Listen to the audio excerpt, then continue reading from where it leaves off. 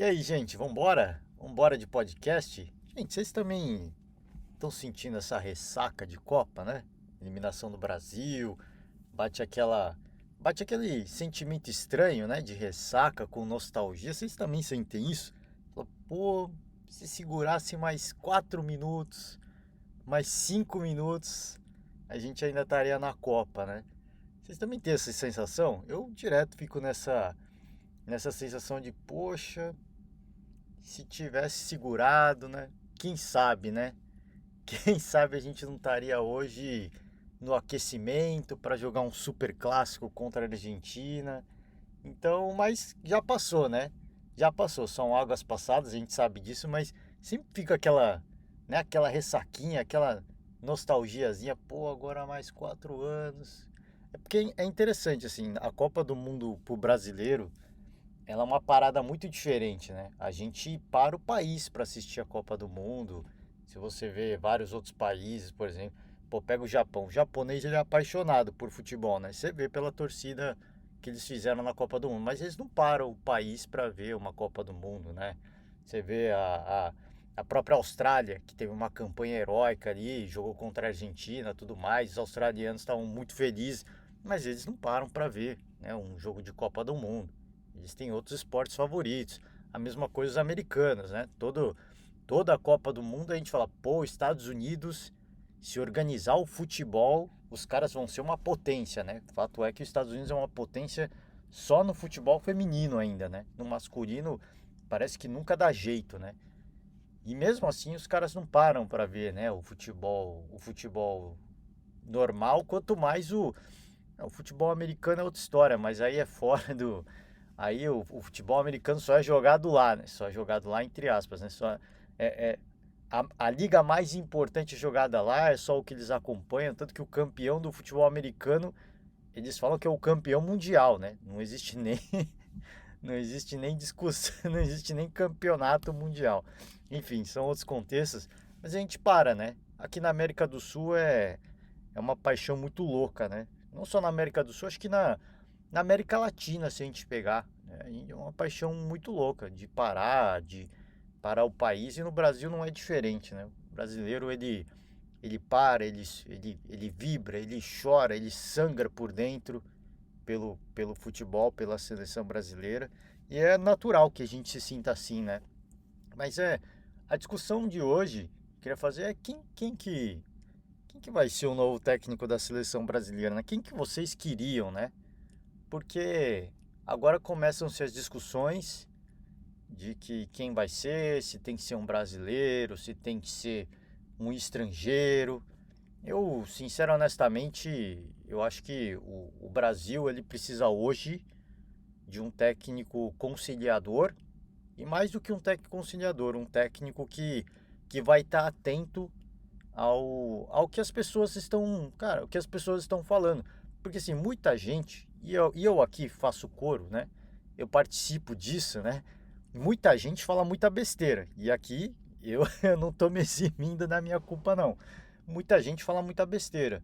Só que tem muita gente que fala coisa interessante, que fala coisas com o objetivo de agregar, né? Assim, muita gente fala aqui, eu pelo menos, né? A minha intenção é tentar agregar. Mas às vezes fala, você acaba falando uma bobagem mesmo, né? Não vou ficar aqui de hipocrisia falando, nossa, eu só faço crítica construtiva.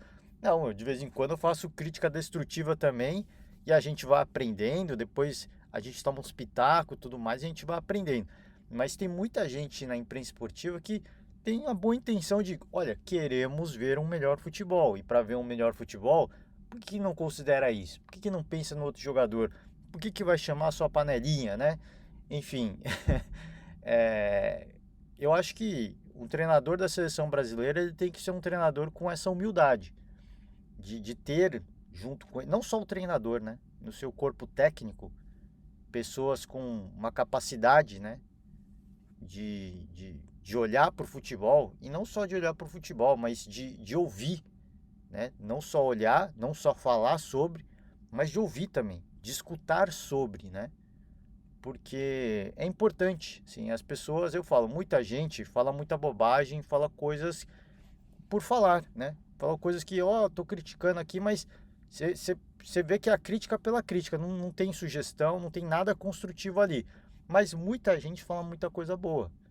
E eu acho que o treinador da seleção, é óbvio assim, todos os treinadores, eles têm que ter a sua convicção, o seu estilo de jogo, a sua filosofia de jogo. Mas o cara nunca pode ser prepotente de achar que ele sabe tudo, né? Esse que é o ponto. Eu acho que todos os treinadores, e eu não estou falando só do treinador brasileiro, treinador da seleção brasileira, e nem estou falando do Tite em especial, tá? Eu acho que todos os treinadores têm a sua vaidade, têm o seu modo, as suas ideias de jogo e a sua comissão técnica, né, faz parte disso, né? Todos têm que ter o mesmo entendimento, senão não dá para manter uma comissão técnica.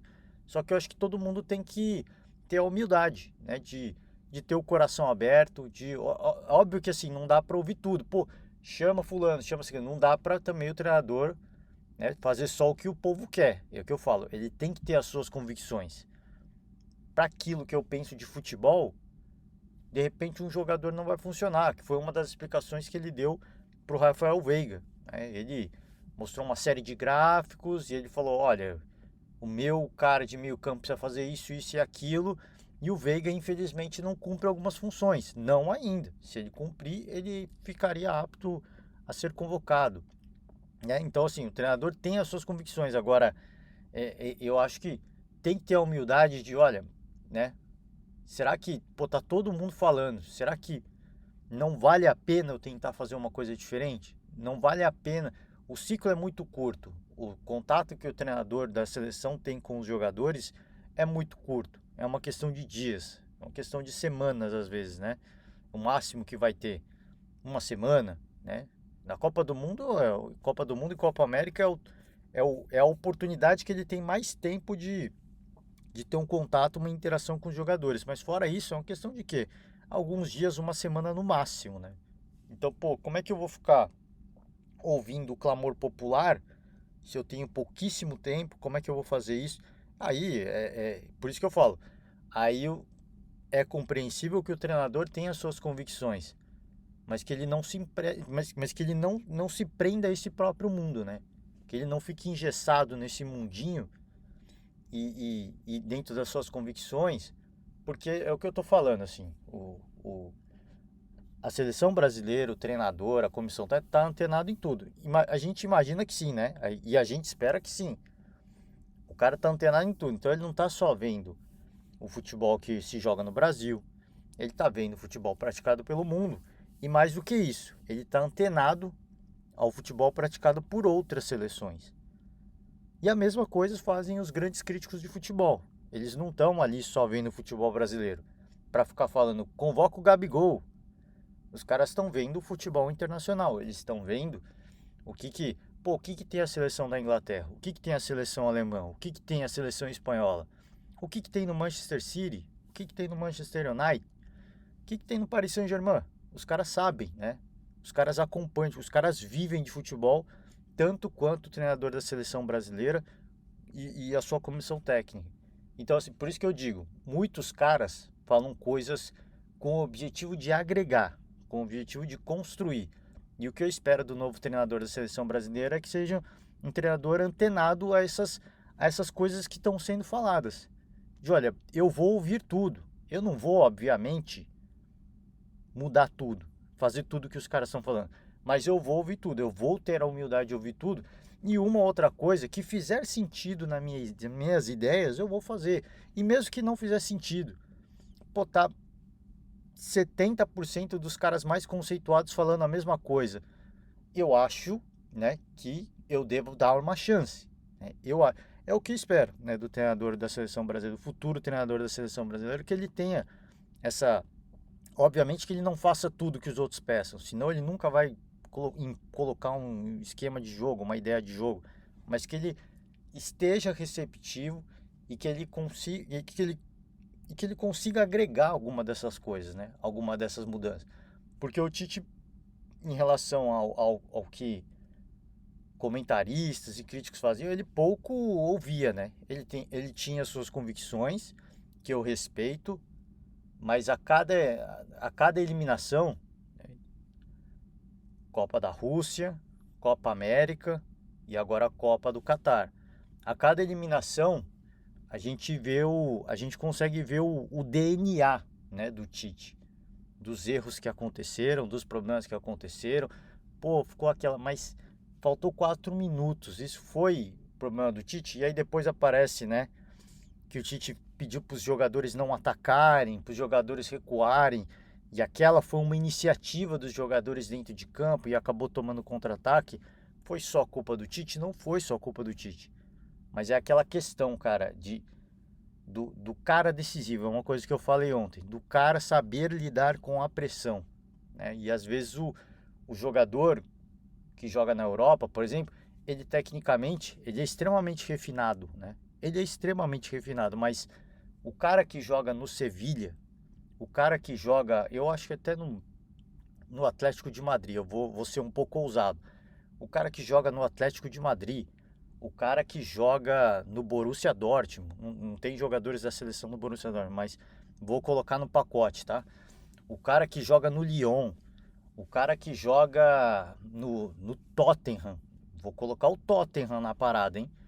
O cara que joga no Tottenham, no Manchester United, eles são extremamente refinados. São caras que tecnicamente eles estão acima da média, eles estão entre os melhores do país. Do país não, da seleção brasileira, né?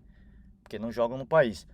Mas em termos de pressão, um cara que joga no Flamengo, um cara que joga no Palmeiras, um cara que joga no Galo, no Corinthians, esse cara está mais preparado para um jogo de muita pressão.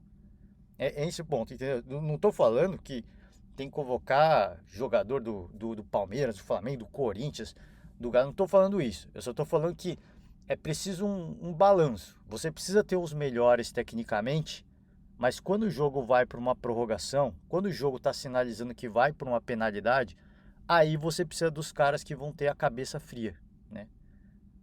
A tal da cabeça fria que fala o Abel Ferreira, né? Você precisa ter esses caras. E esses caras são caras que, pô, não são os melhores tecnicamente. Às vezes não são os melhores tecnicamente. O Vampeta fala uma parada que é engraçada. Ele fala que quem diz isso é o Zico, né? O Zico fala, pô, tem que pôr cara ruim para bater pênalti. Porque daqui a 10 anos ninguém vai lembrar quem foi. Se você pôr o cara craque perde, aí todo mundo vai ficar falando, é que, pô, colocou o Rodrigo. Rodrigo é um cara, né, diferenciado, é um nome que joga no Real Madrid. Agora, infelizmente, ele vai ser lembrado como o primeiro cara que bateu essa disputa de penalidades com a Croácia e perdeu o pênalti, né? Se põe um cara que. E aí é um outro argumento a favor dos jogadores que atuam no Brasil. Se põe um cara que joga no Brasil, de repente ninguém lembra, né? Pô, de repente, não vou falar o nome, né? Vamos citar, pô, convocou alguém, o fulano de tal, joga no clube brasileiro, o cara bateu por as pessoas até vão lembrar, pô, o fulanozinho bateu, mas caraca, mano, mas por que colocaram o cara se tinha Neymar, se tinha Paquetá, se tinha o caramba quatro, entendeu? Aí o cara não se queima, entendeu? O cara não se queima. E teoricamente ele tem o componente de saber, teoricamente, de saber lidar melhor com a pressão em momentos difíceis, né? É isso que a gente imagina.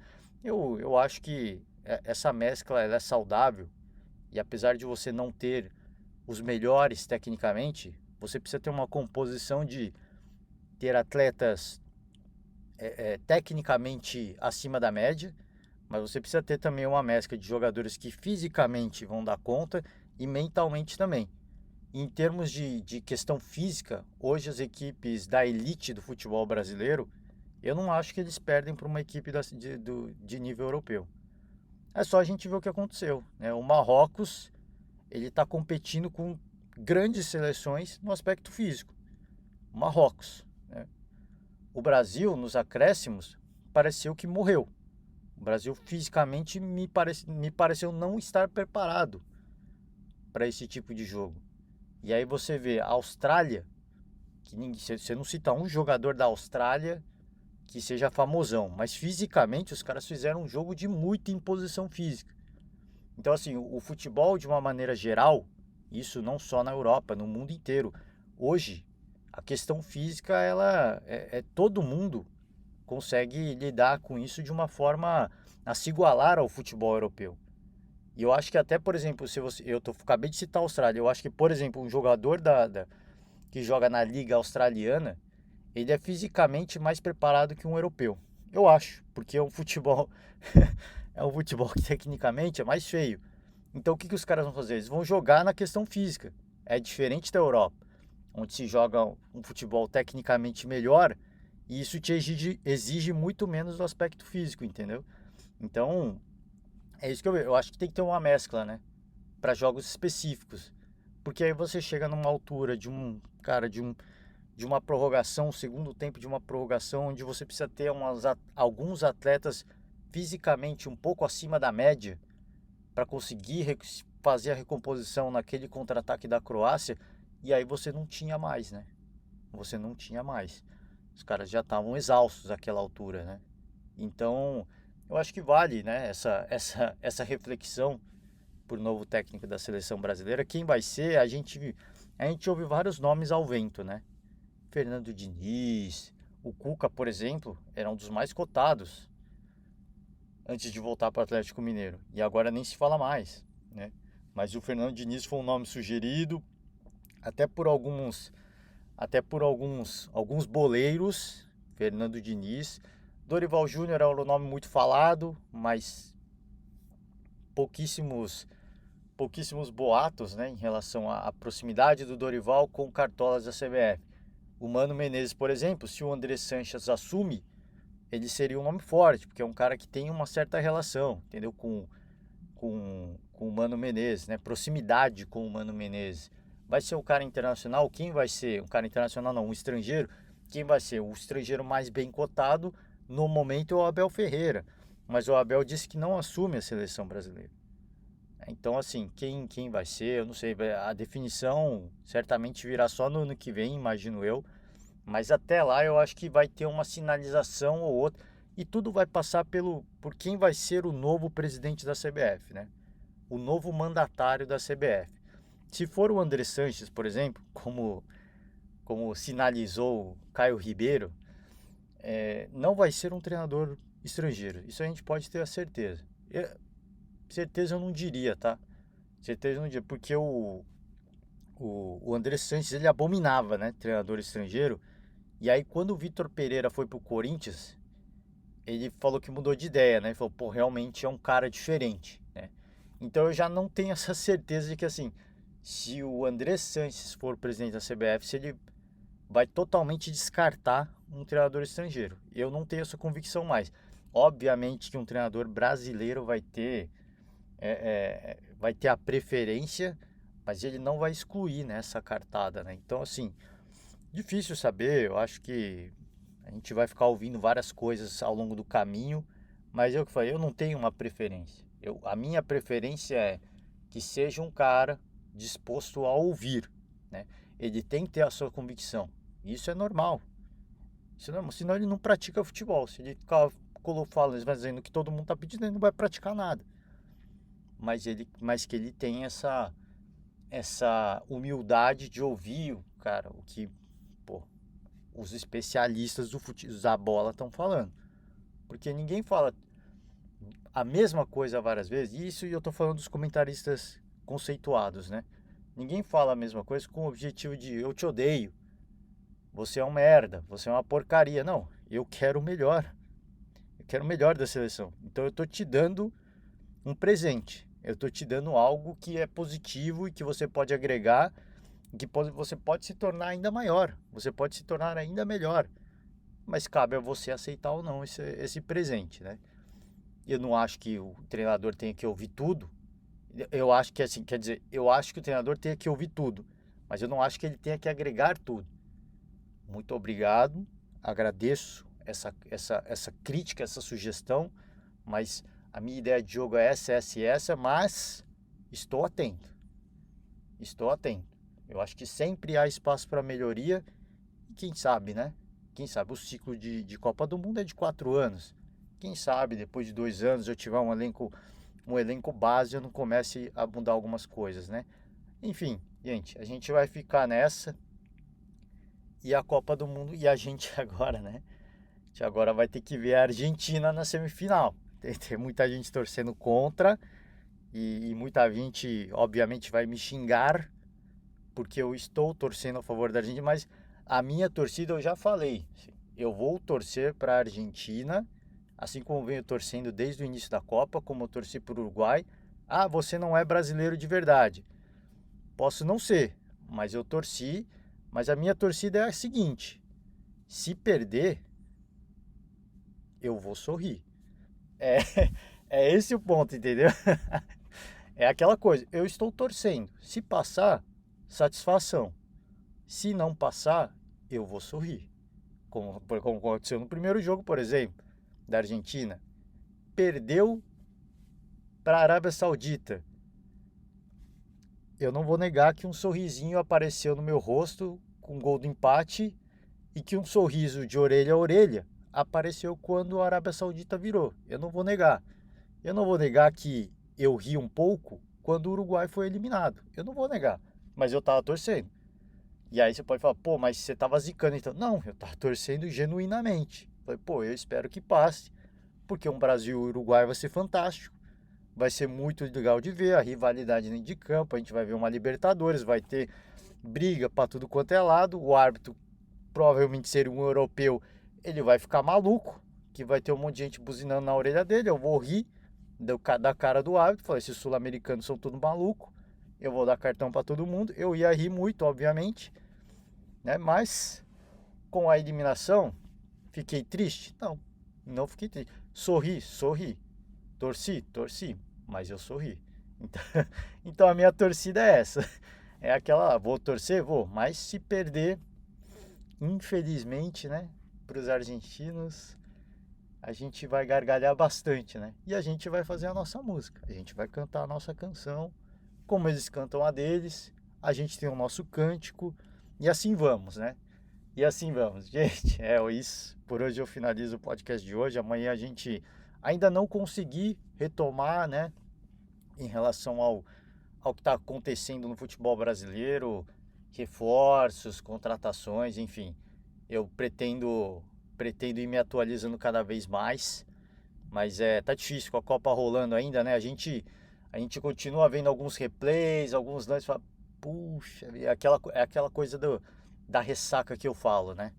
A gente põe de novo os melhores momentos e fala, cara, mas se vai 1 milímetro para lá, cara, se o cara respira um pouco mais, cara, se ele simplifica, chuta de primeira, né? A gente fica nessa, né? Então a gente vai digerindo, né, nesse tempo, mas ao fim da Copa a gente continua o nosso balanço da temporada, do que foi os clubes brasileiros, e a gente também vai atrás das informações em relação aos reforços, né?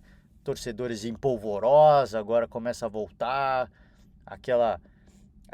as camisas amarelas começam a voltar para o guarda-roupa e as camisas dos times começam a sair, né? Então aos poucos a gente vai se ambientando, a gente vai voltando. É isso, por hoje eu finalizo, eu encerro. Valeu demais para todo mundo, ótima semana para vocês, um forte abraço e até amanhã. Tchau.